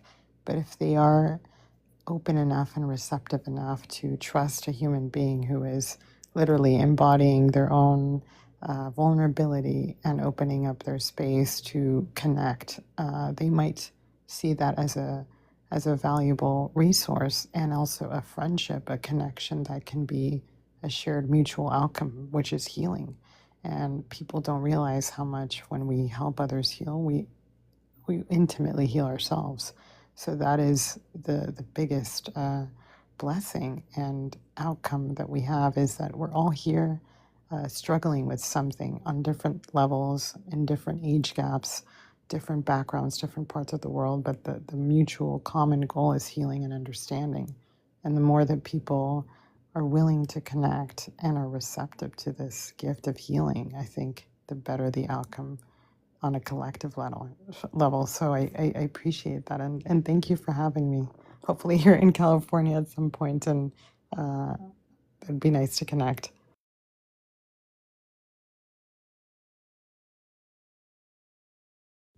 Genuinely, I would absolutely love that. Not only just to visit California, but to connect as well. So thank you so much for your time. I really appreciate you. Yeah.